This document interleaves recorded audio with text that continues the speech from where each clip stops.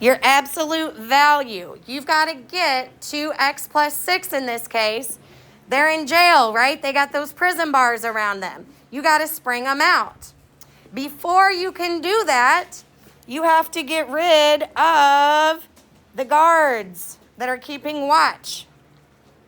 Okay, because right now, they're keeping 2x plus 6 locked up. You got to get rid of those extra guys that are sitting outside of that absolute value. Is there what? I can't hear you, honey. So I'm not saying this is a way you should actually live in real life, but if you're going to break your friends out of jail, you got to knock out those guards first, okay? Comedian style, maybe. Knock them out unconscious or something. I don't know. But so what's the math way of getting rid of that 6? I'm going to do a minus 6. So remember, before you can do anything, you got to get rid of those guards. So how do we get rid of a 6? We get rid of it with a minus 6. Exactly. Okay, so get rid of that 6 and that 4 that are standing guard. Technically speak. Now, why did I decide to do the 6 first? Okay, so when you get upstairs to Algebra 2, I really actually like the way they tell this story. They say, well, imagine you're going to break your friends out of jail. And so it's like you're sneaking in, right? So this is the guard in the hallway who's farther away. So you knock him out first. Then you go to knock out the guy that's actually outside the cell. That makes sense, right? You got to actually get in the building before you can actually get to the cell and, you know. If you knock out the way down there guy, the one by the cell, then you're just going to get caught. Yeah, well, that's true. Exactly. So You got to knock out the closest. you got to get rid of the first one. Exactly. You're sneaking in to get him. You got to get the guy in the hallway before you can actually get to the cell. So that's what I really like when I heard another teacher say it that way. I was like, oh, that makes a lot of sense. So the one that's farther away, before you can break them out, you got to get the one in the hallway first. How are we going to get rid of the one in the hallway? We're going to do minus 6, okay? What we do on one side, we have to do on the other side, though, of course. I don't want to see this today. That is not the opposite side of the equal sign, is it? Opposite side of the equal sign is over there. Okay? I don't want to see a minus 6 anyplace else. So those are we knocked out the guard in the hallway. We're going to bring down the rest. We still haven't gotten rid of the guy outside I keep wanting to say cage, and that sounds so awful. The outside of the cell. And then 14 minus 6 is, of course, 8. Hey, shame on you if you ain't writing this down. If this is on the board and you won't write it down because you're so busy with being social, shame on you. All right, so we snuck in. We got the guy down the hall. Now, oh, yes, sir. Okay, great question. So let's talk about that. So we got the guy in the hallway. Now we got to deal with the guy right outside. The guy right outside is sitting next to the absolute value bars. When something is since day one, when you got something sitting next to something else, does that mean add, subtract, multiply, or divide? No, multiple. It means multiplication. I love where your head's at, Caleb, because under normal circumstances, you are 100% right. We would normally distribute. If this were just a regular equation that we've been telling you forever, and those were parentheses, you are right. We would distribute. But absolute value equations are kind of like the exception to the rule. You're not going to distribute. You're just going to get rid of that 4 altogether. So the 4 sitting next to the variable means multiply. We cancel it out by division.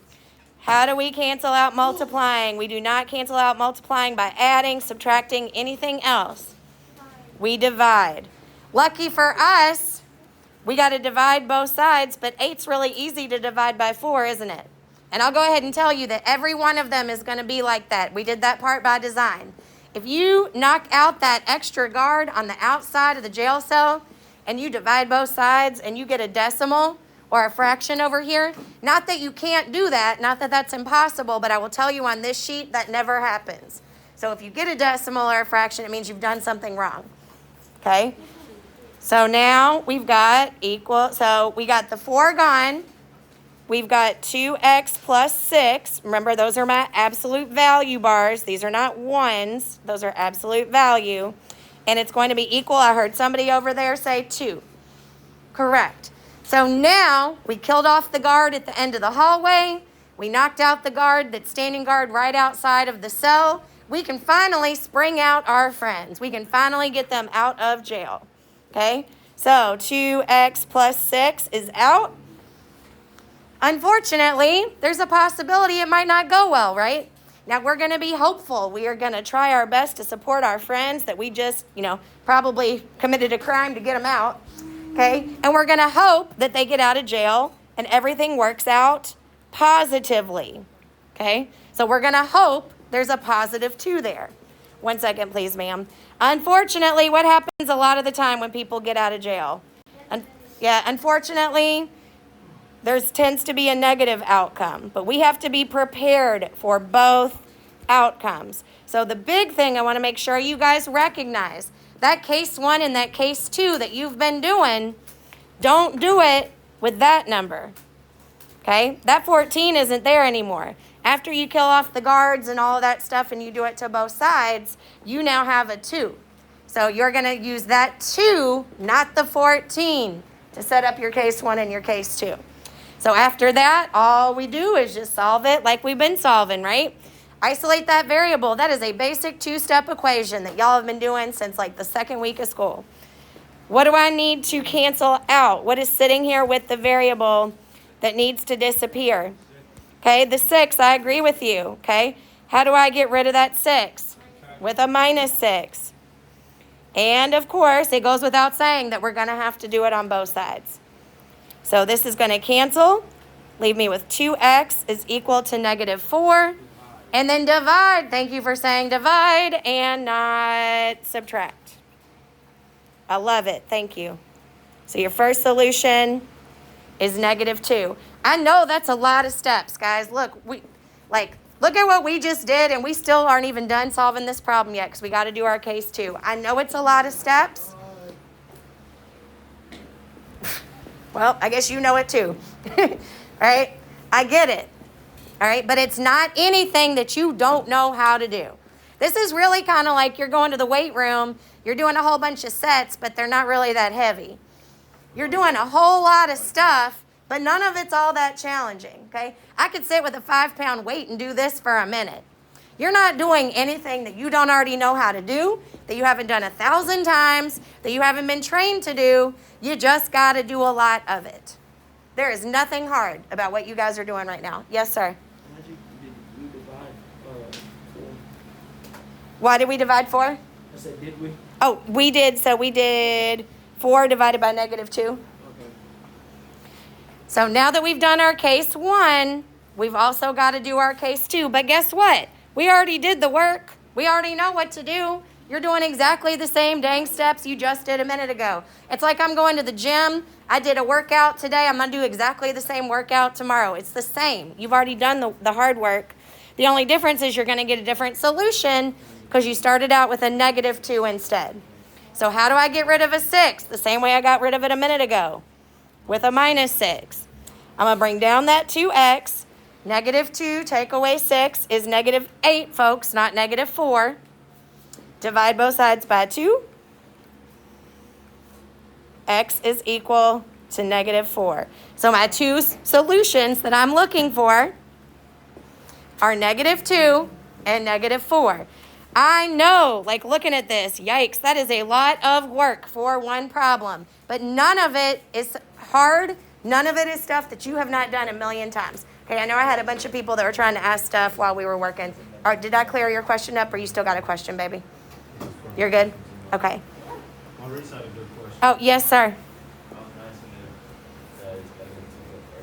Ooh, does negative 2 go first when I'm writing my solution? Which one's big? Which one's smaller? Negative 2 or negative 4? Negative 4. Okay, are you more broke if you owe somebody $4 or you owe somebody $2? So which one's smaller? 4. Love that question, sir. I love it. Now, to be honest, on Thursday on the quiz, if you get them backwards, am I going to mark you down? I'm honestly not. If you did all of this and then you just put the numbers backwards, I'm not going to be like, I'm more worried about do we know how to solve them at this point? But the order is really going to matter fairly soon when we do inequalities next. Then the order, I don't have any choice. It's not me being picky. The order matters at that point. So make sure that you got that. Okay, so I'm going to shush my mouth. I need a paper that has your steps because obviously, all right, so it said, what did it